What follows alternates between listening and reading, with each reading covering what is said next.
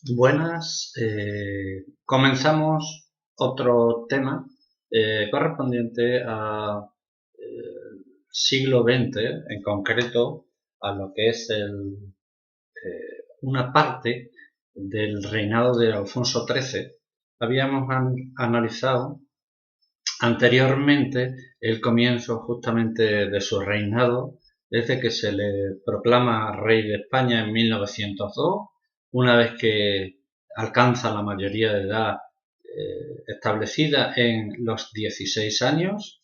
Y ahora vamos a ver, pues una segunda parte de su reinado que coincide entre el año 1917 y 1923. Un año en el 17 en el cual, pues tiene lugar lo que es la revolución, el triunfo de la revolución bolchevique.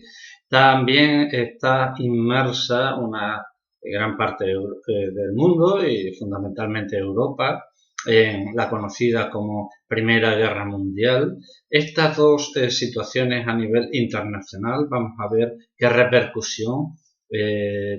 repercusiones tuvieron sobre la política, la sociedad y la economía de la España de esa fecha. Así que analizaremos esa repercusión de la Primera Guerra Mundial que tuvo lugar entre 1914 y 1918. Luego pasaremos a analizar lo que es la llamada crisis del verano de 1917, una crisis que tiene tres vertientes. Una sería de carácter militar, la otra de contenido político y la tercera pues que se traduce en una huelga general. Y al final de esta sesión pues analizaremos lo que es la revolución bolchevique, la revolución rusa de 17 y cómo tuvo un reflejo en actos y actuaciones de lo que son los sindicatos y partidos políticos a través de varias vertientes que dieron lugar a unos conflictos posteriores. Bien, una vez enmarcado desde el punto de vista cronológico esta etapa que vamos a comentar y analizar, pues comenzaremos diciendo que la postura de España, del Estado español, que por entonces estaba liderado por el presidente Eduardo Dato, perteneciente al Partido Conservador, pues se declara neutral, es decir, no se posiciona a favor de ninguno de los dos bandos contendientes en esta guerra mundial, ¿no? Sin embargo, no toda la opinión pública, no toda la gente, no todos los partidos políticos, pues asumieron como propias ese estado de neutralidad que sí hizo el gobierno conservador de Dato.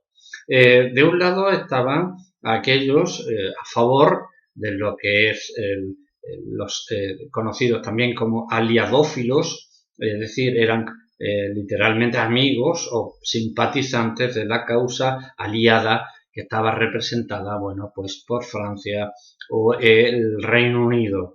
Y de otro lado se posicionaban, pues, partidos políticos y parte de la opinión pública y de la prensa a favor de los alemanes, que en este caso eran denominados germanófilos. ¿Qué es lo que supone desde el punto de vista parece una cierta ventaja de entrada, ¿no? El hecho de que se declarara neutral, pero esa cierta ventaja ya veremos cómo no supo aprovecharse o si en algún caso por élites económicas y políticas, pero no a nivel social, ¿no? A nivel general. El hecho de que se estuviera produciendo una guerra como nunca había tenido lugar, pues hizo que muchos de los países participantes en este conflicto bélico necesitaran de productos que se elaboraban fuera de su ámbito, ¿no? Y ahí entraba en esa órbita el caso de España que podría beneficiarse como suministradora de productos elaborados, ¿no?, a estos países que estaban en pleno conflicto bélico.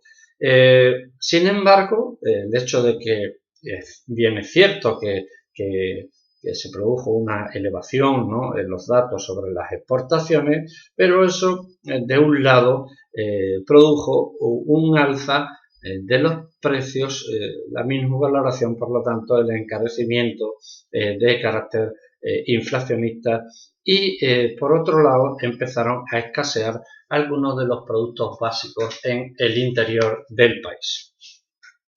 Puede parecer una paradoja, pero eso era lo que estaba ocurriendo. También decíamos que el hecho de ser neutral, de esta postura, ¿no?, que te mantiene equidistante entre los dos bandos, ¿no?, aliados y alemanes, pues de algún modo sí que elevó los beneficios de aquellas empresas bueno, pues a las cuales se les demandaba su producción. Sin embargo, eso no se tradujo, sí en mayor beneficio para la empresa, pero no se tradujo en, por ejemplo, aumentos salariales que equipararan ese elevado beneficio, ¿no?, empresarial. De ahí que, por un lado, los patronos, los empresarios, sí que se beneficiaron y, sin embargo, ese beneficio no repercutió en igual medida a los trabajadores, que seguían teniendo unas precarias condiciones laborales, y supuso, de otro lado, un mayor empobrecimiento en líneas generales de estos obreros, de estos trabajadores, lo cual hace que se acrecente la distancia entre patronos, empresarios y los propios trabajadores. Además, se produjo el hecho de que empezaran a escasear algunos productos básicos aquí en el interior de España.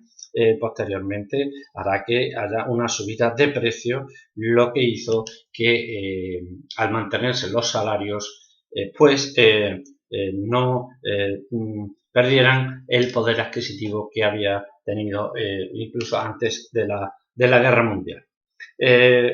¿En qué se verá reflejado esta nueva situación, ¿no?, digamos, de un cierto desamparo, la profundización en ese desequilibrio económico? Pues empezarán a darse huelgas, disturbios, motines, muchas de ellas, lógicamente, organizadas por el Sindicato Socialista de la UGT, la Unión General de Trabajadores, y el anarquista de la Confederación Nacional del Trabajo, la CNT. ¿Por qué estas huelgas? ¿Por qué estas manifestaciones? Pues por todo lo que hemos dicho, ¿no? Es decir, los beneficios que reportaban nuestra situación de neutralidad no se tradujo, ya digo, sino al contrario, acentuó las diferencias sociales existentes. Además, no solo a nivel digamos, de relación patrón obrero-industrial, sino también la situación del campesinado, del jornalero, que seguía siendo muy precaria, con bajos salarios.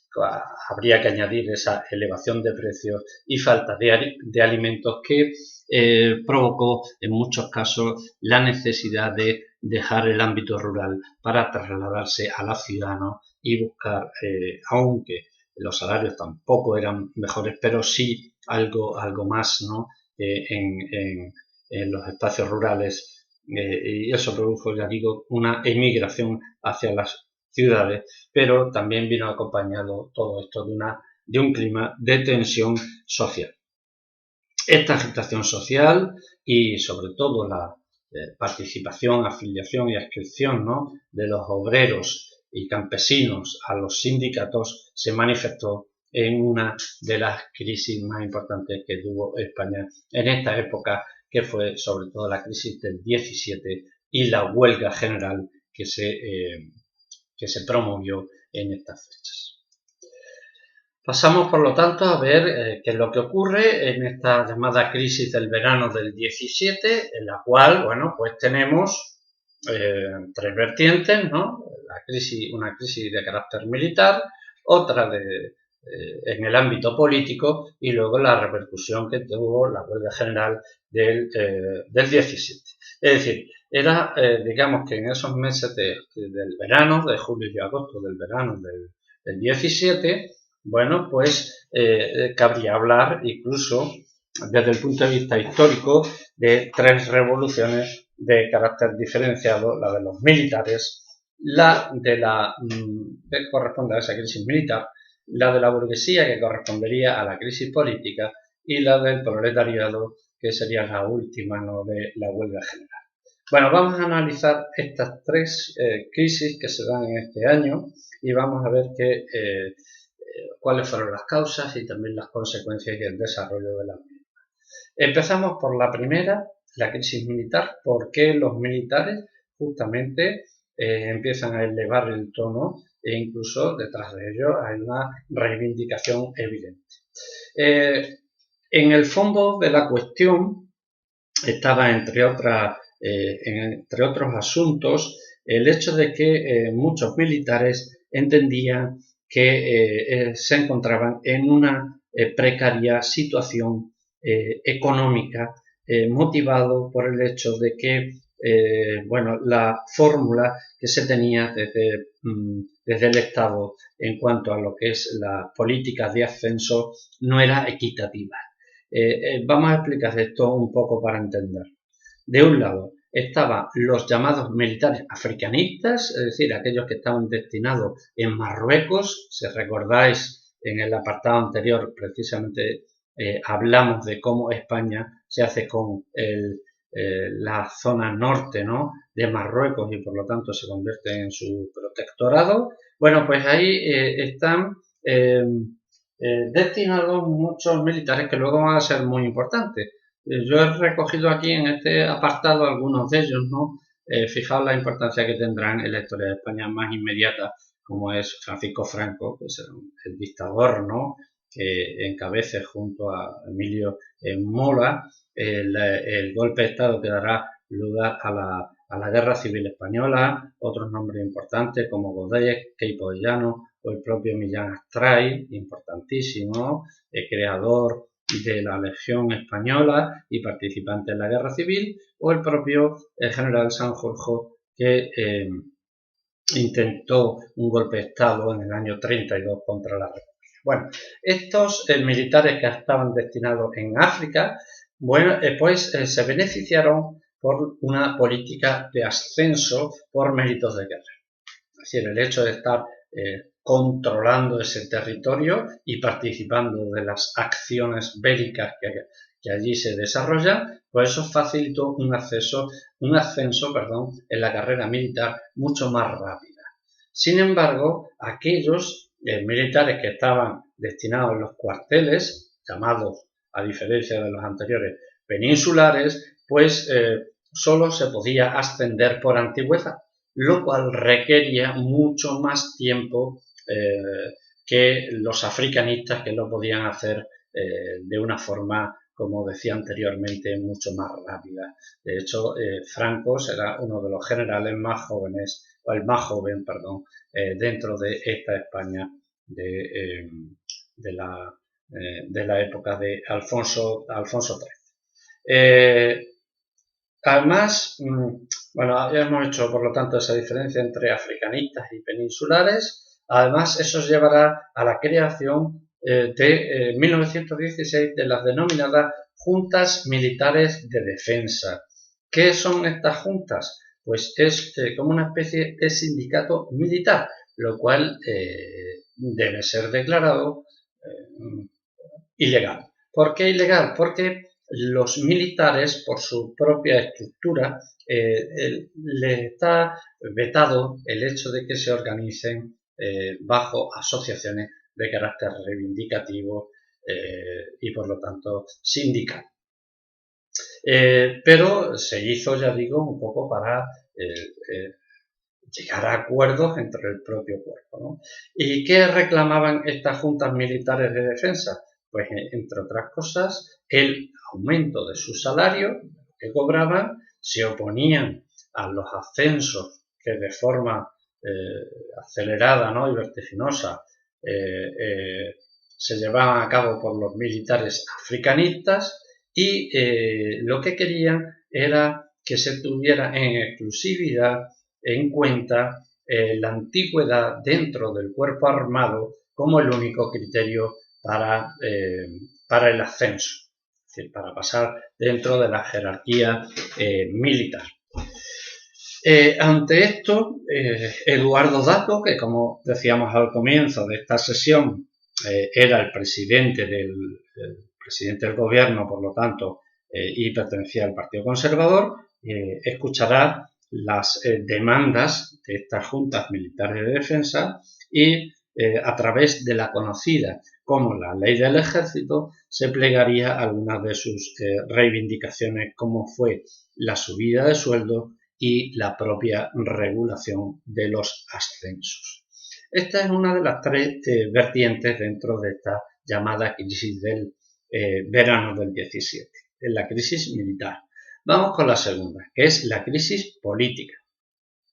Hacia 1916, los liberales llegarán al gobierno, en este caso presidido por el conde Romanones, lo tenemos aquí, al igual que antes citábamos a Eduardo Dato, y con él, se mantienen unas prácticas que, digamos ya, decimonónicas, que a pesar del revisionismo, el regeneracionismo de comienzos del siglo XX, no habían acabado con esa fórmula también pertrechada por parte de Cánovas del Castillo, que esa era la oligarquía y el caciquismo, ¿no?, que no daba opción a otras, digamos, corrientes ideológicas, o al menos las limitaba en gran parte. Siguieron con las mismas prácticas de corrupción que ya fueron analizadas en su momento del siglo XIX, y muchos partidos políticos ya pujantes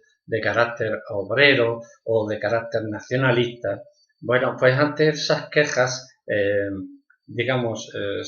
mantenidas en el tiempo, se decide, entre otras cosas, cerrar las Cortes. Esto lo decide el conde de Romanones. A continuación, al año siguiente, en 1917, se pone al frente Eduardo Dato, que junto con algunos grupos políticos, casos de nacionalistas, socialistas o republicanos, reclaman la apertura de las Cortes, pero sin embargo Dato no les hace caso, ¿no?, y declara el estado de excepción, y además decretará la censura a la prensa para evitar justamente que la opinión pública, bueno, pues mantenga, digamos, en contra de las decisiones que se adoptan. Como protesta a todo esto, se organizará en Barcelona una denominada Asamblea de Parlamentarios catalanes, que exigirá o que exige la formación de un gobierno provisional y que para Cataluña se le conceda un grado de autonomía, así como la derogación o al menos la reforma prácticamente integral del texto constitucional aprobado en 1876, es decir, su constitución, que era la que aún se mantenía vigente. Sin duda, esta constitución del año 1876, una constitución conservadora que recogía el espíritu de Cánovas del Castillo, y que en cuanto al tiempo es hasta la fecha de hoy, incluida la vigente, la de 1978, la que más tiempo ha durado en la historia de España. Pero de los diputados convocados, tan solo una pequeña parte acudieron a este llamamiento. En esa pequeña parte, que podría ser algo así como el 10% de los diputados que habían sido convocados, pues tan solo se encontraban los nacionalistas catalanes, los socialistas o los republicanos. Y en verano, el 19 de julio, fue disuelta esta asamblea parlamentaria por la Guardia Civil. Bien, este sería, por lo tanto, dentro de ese verano del 17, un verano, como estamos viendo, convulso, el segundo ámbito, ¿no? Primero el militar y el político. Y vamos con el tercero, que es la huelga general que se convocó por parte de los sindicatos de carácter, digamos, de clase, ¿no? Obreros. Ya en marzo de ese mismo año, del año 17, la UGT y la CNT acordaron firmar un manifiesto conjunto en el que se pedía al gobierno de Eduardo Dato intervenir de forma directa en la economía para contener la subida del precio, sobre todo de las materias o de los productos básicos. Si esto no se hacía, entendían que era necesario utilizar la herramienta de la huelga general para llevar a cabo sus reivindicaciones. Una huelga que tardará en llegar en cuanto a los meses, porque estábamos hablando que ese manifiesto conjunto se firmó en marzo del 17 y no será hasta julio cuando empiece a darse de forma práctica lo que teóricamente se había recogido. Empezará el 19 de julio en Valencia, en concreto se produce una huelga de ferroviarios y de personal que trabaja en los tranvías, motivados sobre todo por los despidos que había hecho la Compañía del Norte, una compañía de carácter privado, por supuesto, de explotación de muchas de las vías férreas del país, que junto con la MZA, la Madrid, Zaragoza, Alicante, pues tenía la concesión de la explotación de estas vías férreas, ¿no? A partir de ahí hay una serie de decisiones por parte de los sindicatos de clase que afectarán de forma directa pues a un clima que cada vez se va haciendo más irrespirable y por lo tanto empieza a darse una cierta alarma social en cuanto al aumento de los disturbios y provocan ese clima que decíamos anteriormente de tensión social. Además, todas estas manifestaciones, huelga, en parte fue reprimida por el ejército, produciéndose, llegando a haber incluso muertos, ¿no? Y heridos en zonas donde se hicieron mucho más, radicales, ¿no? Las protestas, como fueron en los casos de las grandes capitales, Madrid y Barcelona, y en aquellos lugares donde tenía un peso importante la industria, como fue el País Vasco y Asturias. Todo esto, ya digo, con una represión bastante dura por parte del ejército, una huelga que tardó en ser controlada, que incluso en Barcelona llegó a durar 2 semanas y media, con un balance de 70 muertos, más de 200 heridos y 2.000 detenidos. Es decir, eso nos habla un poco de la magnitud que tuvo estas jornadas reivindicativas de mejoras de la situación por parte de los obreros. El ejército se convierte, por lo tanto, en el ejecutor de que esa huelga no llegara a consolidarse en el tiempo, aunque bien es cierto que duró bastante, como hemos visto, hace medio mes, y pues esto es el sentimiento que decíamos cuando hablábamos del sentimiento antimilitar, pues se acentuará después de esto. La huelga tendrá como consecuencias una mayor debilidad del régimen, que ya de por sí venía manifestándose incapaz de resolver los problemas de la sociedad, y por otro que ese fórmula canovista de la restauración pues se veía ya como una fórmula agotada y que no daba respuesta a los diferentes estamentos, como hemos visto, ni militares, ni políticos, ni obreros y jornaleros, pues estaban de acuerdo. Bien, Eso en cuanto a la crisis del verano del 17. Vamos a ver qué sucede o qué repercusión tuvo la Revolución Rusa de ese mismo año. Rusia se va a convertir en un referente para la lucha y la reivindicación de la clase trabajadora. En algunas, tuvo su traslado en estas reivindicaciones, en la aprobación, por ejemplo, de reivindicaciones históricas, como podría ser la jornada laboral de 8 horas en la industria, que fue aprobada en el año 1919, o la creación de un ministerio exclusivamente de trabajo que, se le habilitara para ver en qué situación se tenían o se establecían el control, ¿no?, de las relaciones entre obreros, trabajadores y el propio Estado. Sin duda alguna, quien más agitó la lucha obrera fueron los anarquistas a través de su sindicato CNT, un sindicato que había nacido, ¿no?, en 1910, que utilizó el método de las huelgas como la herramienta necesaria para sus reivindicaciones y que en algún momento dado las acciones de carácter violento también eran recurrentes, ¿no?, para conseguir lo que se pretendía. El sustrato anarquista, sobre todo, tenía mucho apoyo en lo que es los jornaleros de Andalucía y los obreros industriales de Cataluña. Por contra, en zonas como Asturias, el País Vasco o Madrid tenían mucho más apoyo los sindicatos de carácter socialista, como era la UGT.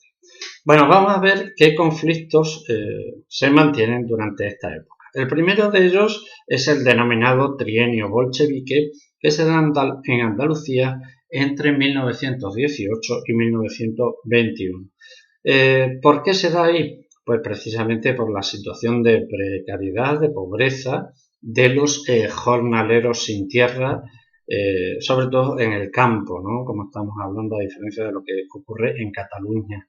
Esto es motivado sobre todo por la pérdida de poder adquisitivo provocada por el alza de los precios que hemos comentado anteriormente y que a través de la propaganda anarquista y la influencia de la Revolución Rusa pues se producirán acciones del tipo de huelgas generales, ocupación de propiedades o quema de cosechas. ¿Con qué fin? Con el fin de el establecimiento de una reforma agraria y por lo tanto de un reparto equitativo de las tierras entre los campesinos. Sin embargo, por parte del Estado, la respuesta a todo esto es una dura represión del gobierno, sobre todo utilizando la Guardia Civil y el Ejército.